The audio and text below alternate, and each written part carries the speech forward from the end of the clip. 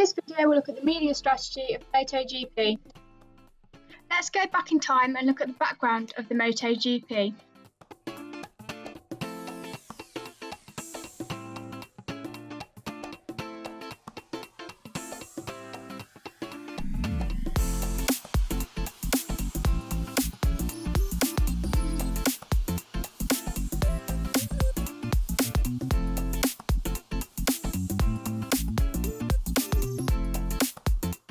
This video aims to look at the media strategy of the MotoGP and critically evaluate its effectiveness.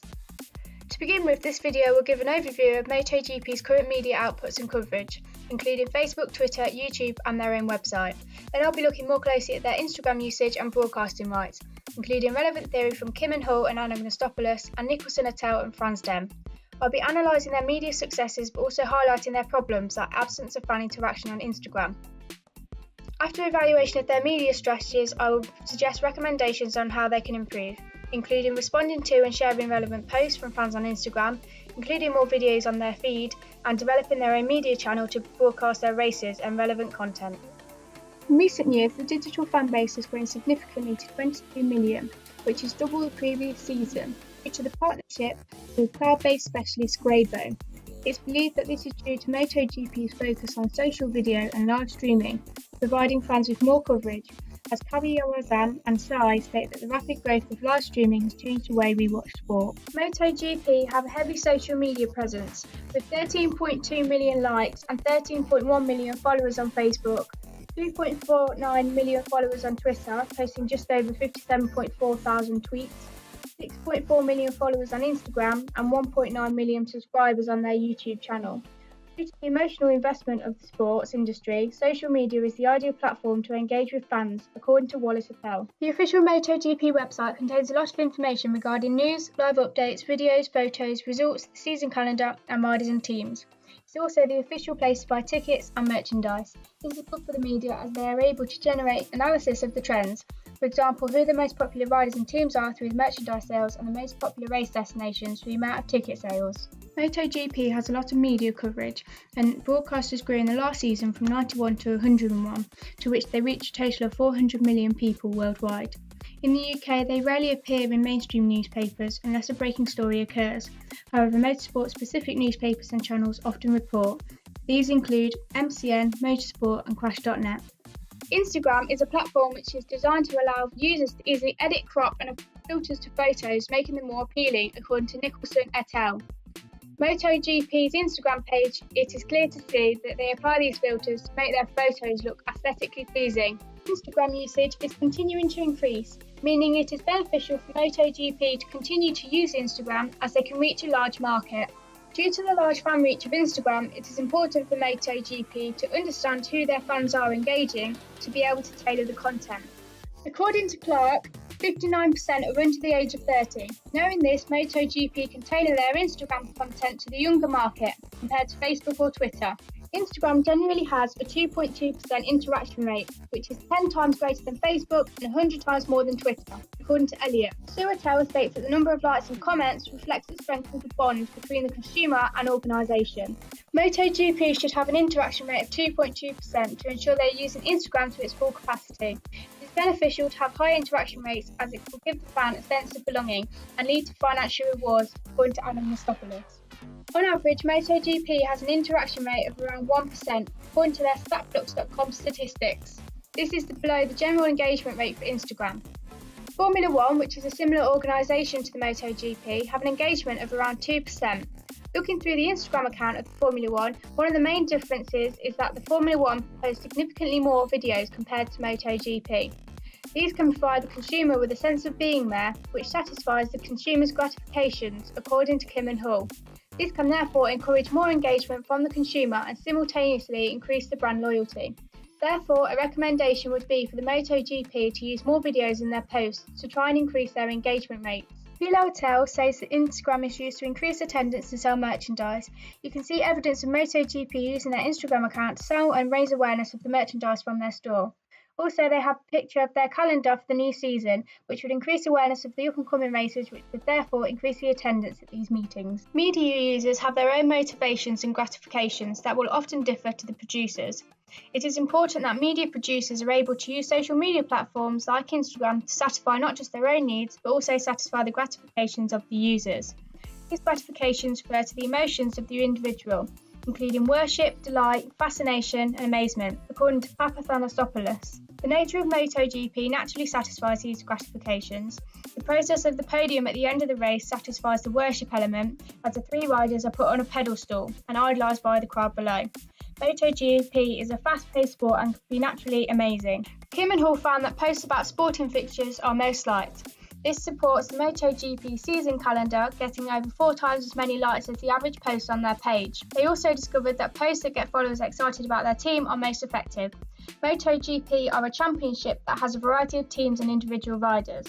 Some riders are more popular than others and therefore encourage more engagement. This is supported by Anagnostopoulos et al., who conducted research into 2 English Premier League clubs and found star players got more interaction. Anagnostopoulos suggests that there are many financial benefits through the use of fan engagement, as this can develop to loyalty between the fans and the organisation. There is a sense of belonging and an online MotoGP community, which is another way that fans can feel valued. Research also suggests that reposting fans' posts, which refer to the organisation, and engaging with fans can lead to loyalty and financial benefits. However, MotoGP does not engage with their fans on Instagram, which can jeopardise the online community and loyalty to the customer, as MotoGP aren't giving anything back to the fans. Kaplan and Heinlein found that increasing the interaction rates on social media can be done through responding to comments. The sports and media industries have grown significantly together in recent years, meaning that high-profile sports like MotoGP are always shown live, regardless of time differences. Broadcasting rights can generate huge amounts of profits and can be very important revenue sources. MotoGP sells its rights to 101 broadcasters, with overall profits of around $150 million. They also have a holding company called Dorna Sports, who spend huge amounts on producing a global feed for the broadcasters. They are designing cutting-edge technology through the development of their 360 cameras and are one of the first sports to be able to broadcast this footage live. This will increase the quality of footage from the races, which can make the fan feel close to the action, which satisfies their gratification of watching the MotoGP, according to Kim and Hull. The partnership MotoGP have with Dorna Sports is good, as although they are not actually producing the media material themselves, the relationship allows MotoGP to have some input and control over what footage is provided. This would allow the more popular riders and teams to be focused on. Nicholson et al. Say there are 5 key components of the commercial dimensions of the sports media nexus. These are broadcasters, advertisers, sponsors, other media, and the consumer. Media companies pay sports organisations to be able to broadcast the fixtures on their channel, and these can be free to view or on a subscription service. The UK has reported that BT Sport 2 pay around $100 million per year to have the rights to showcase each race, and their contract has been extended until 2021. It's also reported that Channel 5 are expressing interest in showing coverage of the MotoGP, which could cause competition between the 2 channels. MotoGP provides the broadcaster with the content in return for income.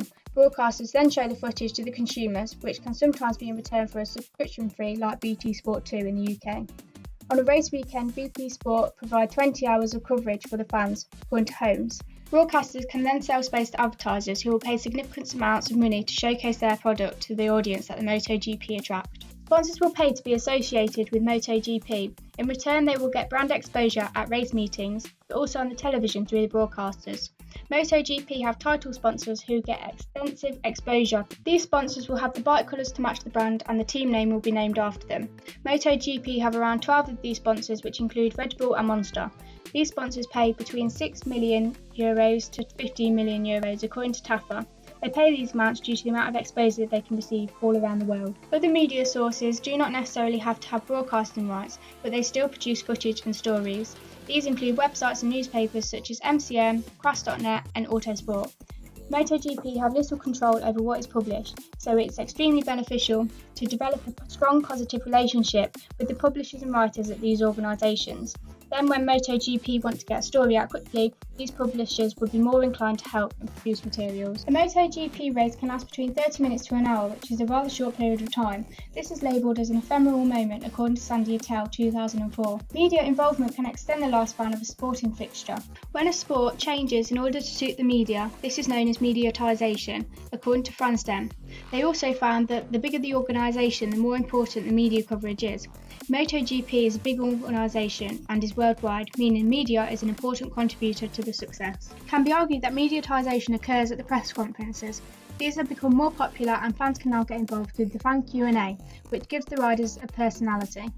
Media producers can cause artificial seminal moments. Seminal moments are discontinuous and this is what makes them special, according to Roberts. An example of this was when the reporter asked a question which led to Valentino Rossi refusing to shake a fellow rider's hand. This was a seminal moment and went viral on the internet. Any moment in a MotoGP race has the potential to be a seminal moment due to the nature of the sport. MotoGP could explore using their own media channel that broadcasts the races live. Then fans would be able to subscribe to the channel and watch the coverage this way. This would mean that MotoGP would be able to control all the media coverage that is produced. The NBA in America have implemented this strategy within the organisation. They have their own channel where fans can watch games directly through the organisation. Directly selling the coverage to the consumers this way means MotoGP will have more information on the fans' preferences and develop more accurate information on their market, according to Dong 2018.